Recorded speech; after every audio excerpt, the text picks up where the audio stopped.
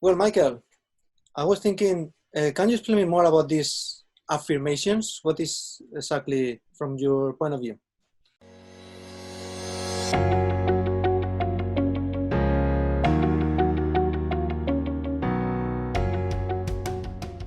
Affirmations, Esteban, is when a person or the thoughts that a person has about themselves.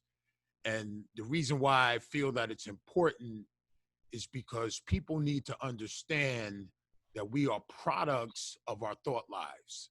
So whatever we think about in our minds, we produce and reflect that out on the world. So we have to have a positive affirmation of ourselves so that we can position ourselves in a proper way. Can you give us some examples? So an example of is, for instance, if, say, a young person, we use a teenager, lives in a home with an abusive parent, and the abusive parent constantly says negative things to them. They're no good. You're not going to be anything when you grow up. And if that young person continually hears those negative thoughts or those negative things said to them, and they don't process it properly, they will start to act out what is said to them rather than what should be their reality, which is the positive thought process. So you mean that the person starts to believe those things that the other people are telling to them and integrate Yes, in their personality? exactly. And how we can revert that, or how can we establish new beliefs, new affirmations? Is what you have to do is you have to be able to process it. So you have to understand that what you think about yourself is more important than what others say. So your thought process is a reality. It's almost like a seed. Like when you plant a seed and it germinates, it grows.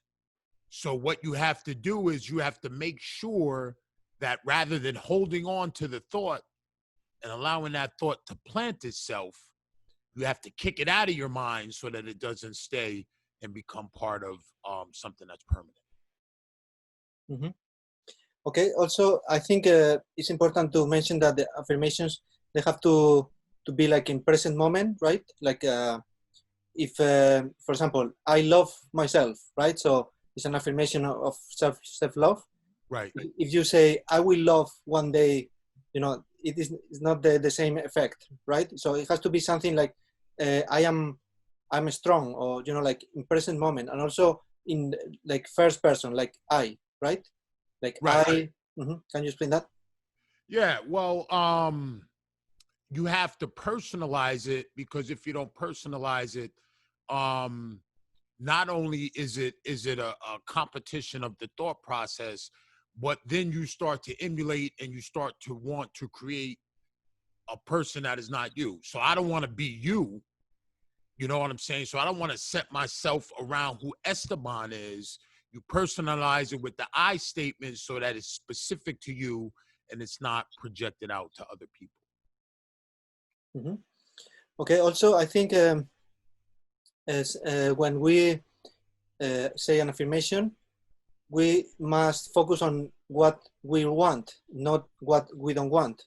For example, if I say I don't want to feel bad, then our subconscious mind, it works in the way that first we have to process in the affirmative sense, so to feel bad. So our subconscious mind is like understanding to feel bad. So instead of that, we should say I want to feel good. Right. To say in positive, right?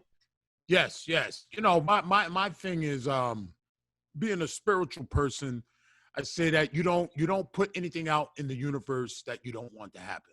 So, that's consistent with what you're saying. So rather than bringing the negative thought to mind and having the subconscious to even have to battle it, yes, you have to reinforce, and not only reinforce it by what you say, it's what you surround yourself with and then also the people that you allow to feed you the information. So you have to be very cognizant of your surroundings, what you say, and what you expose yourself to put you in a positive, affirmative position.